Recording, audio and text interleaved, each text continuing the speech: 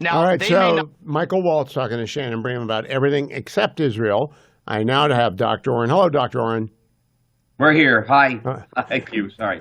you We were the got only up. one that Michael Waltz didn't talk about. Did you feel left out of that thing? Right. How are you? Okay. What happened this weekend, and were you surprised? Many things happened this weekend about President Trump's plan, about the release of the hostages, about military action against Hamas, military action against Hezbollah. So many things happened in one weekend. Which you want to choose? I'm talking about just 3 hostages and no resumption of the war. Okay. That's an interesting question. Let's clarify. What did President Trump say? He said that gave a deadline, 12 o'clock. We understood that'd be 12 o'clock American time, 7 o'clock p.m. Israel time. If Hamas did not release all the hostages, all hell would break loose. But he also left it up to the Israeli government to decide. The Israeli government, after deliberations, decided to go with the 3 hostages and not to renew hostilities against Hamas if Hamas didn't release all the hostages. So Israel availed itself of President Trump's offer of support should we want it. Now, the big question is whether Israel is going to move toward the second phase of the ceasefire, which means that Israeli forces basically pull out of Gaza, Hamas wins, hopefully we get all the hostages back. But we understand that if we choose not to go that route, to renew the fight against Hamas, risking the lives of the 30 hostages we believe who are still alive in the hands of Hamas, that the United States will back us. Is that clear? I know it's very complicated. Well, I think so. I think we have 2 more weeks of phase 1, and then nothing's clear. That's how I understand it. Do I get it right?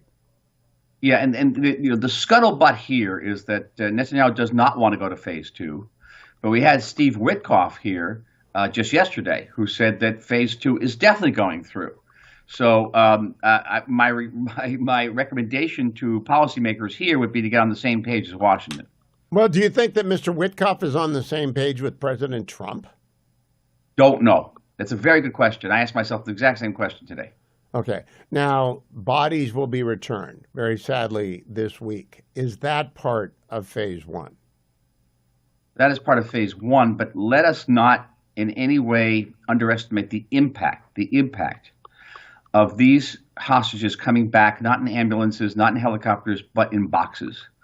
And not just any hostages, but the great fear here is that we're talking about the Bibas brothers, and Ariel and Kfir, the youngest hostages, and their mother.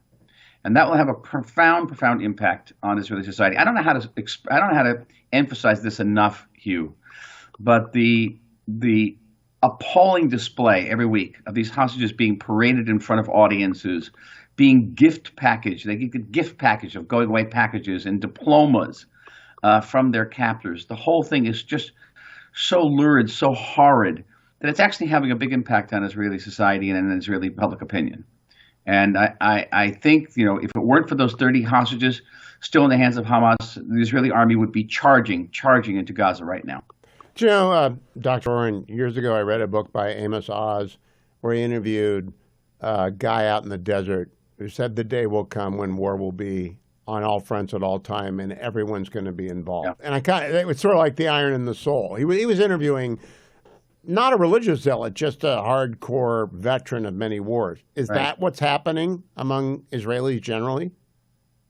I think what's happening is they're internalizing a eulogy that was given by General Moshe Dayan in April 1956 to a friend of his who was killed along the Gaza border, and a young man named Roy Luckberg, who was killed by terrorists while tending his fields. And that eulogy is very important to read today, because what basically Dayan said, if you think that peace is coming, you're deluding yourself.